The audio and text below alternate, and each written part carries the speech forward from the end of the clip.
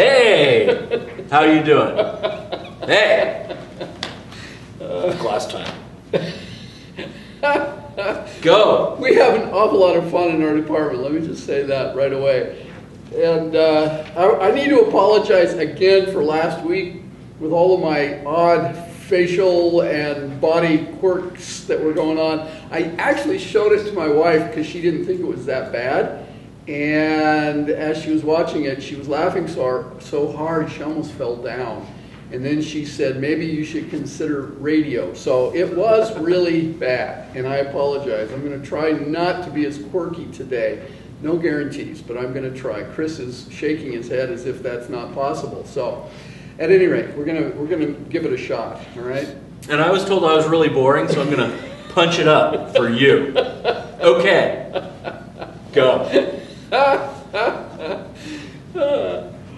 What are we talking about? Yeah, this is week 2.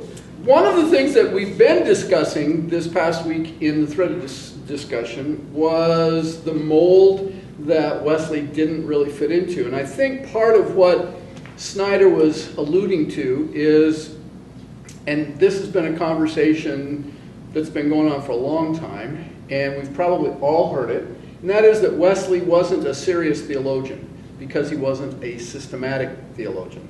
And I think that's probably what Snyder is alluding to. And I think it's fair to say that practical theology is seen as sort of the distant cousin. No, that's not the right. What's the... Red-headed stepchild. That one, yeah. And so it's not seen as being entirely legitimate or as important as systematic theology. Systematic theology being far more academic in its pursuit in shaping and organizing theological constructs and formulas, etc.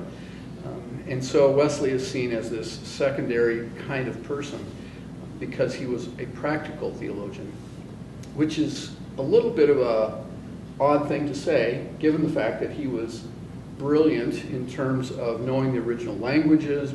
He's an Oxford Don.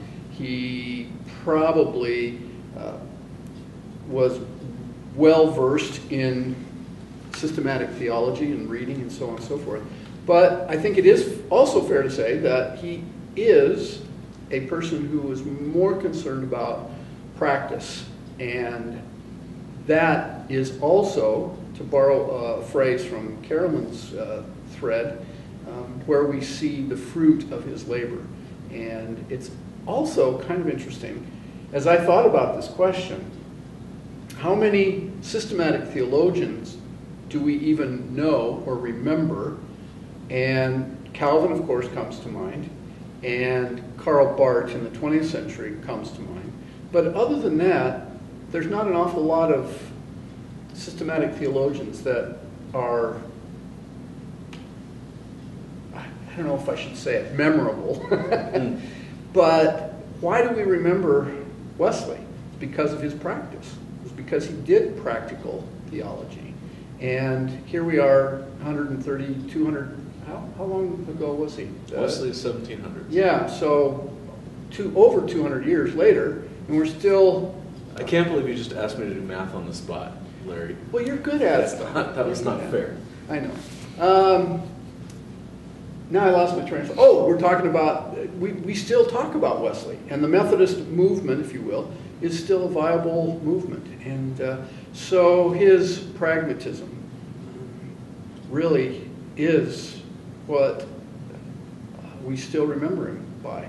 So if we're not going to qualify him as being an authentic theologian, it's really kind of ironic. And in part of the reading that we're doing for this coming week, Henderson says on page 33 that his, namely Wesley's, pragmatic approach led him to borrow and adapt ideas from a wide range of diverse models. And it's that pragmatism that leads us into the cell group and the other programs that he established to establish the Methodist movement. So Wesley was a brilliant strategist and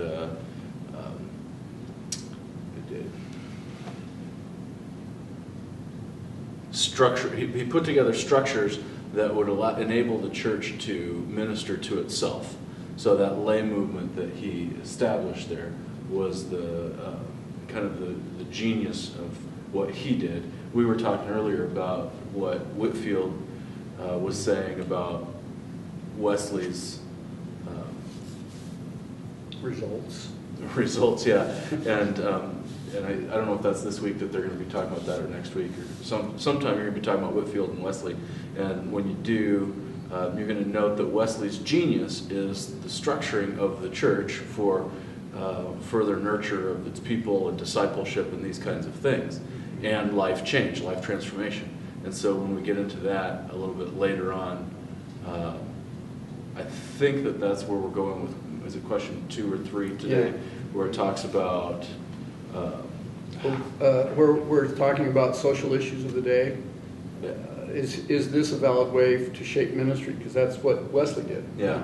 And so what I was thinking about in terms of how Wesley shapes ministry, and talks about it here, Henderson talks about it on page 69 as a chart, if you're in the same edition that I'm in, talking about bands and society. And what I think is interesting is that the society that Wesley develops, and that's kind of what we would consider the church structure, the larger church structure, is for cognitive acquisition or learning about the faith. But then he puts people together in bands, which are these smaller groups, what we would probably just call small groups.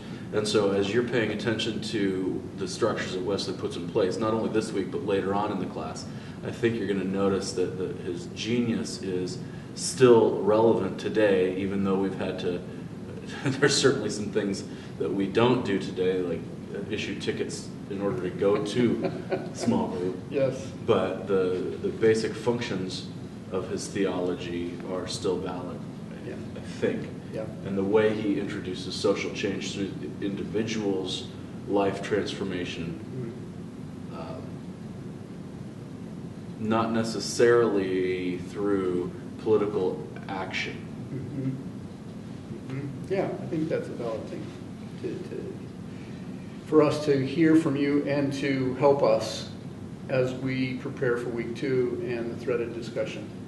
Several of the questions that we're going to try and tackle are, first is related to family backgrounds, how especially Susanna, but not just Susanna, helped shape the 3 sons that went on to the priesthood in the Anglican Church: Samuel, John Wesley, and Charles.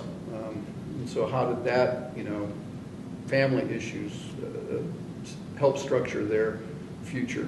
We're going to look at Hogarth's prints. I think you're going to enjoy looking at those. It's a whole different way to approach the social concerns of the day. I hope you'll like that. It's a art historian talking about Hogarth.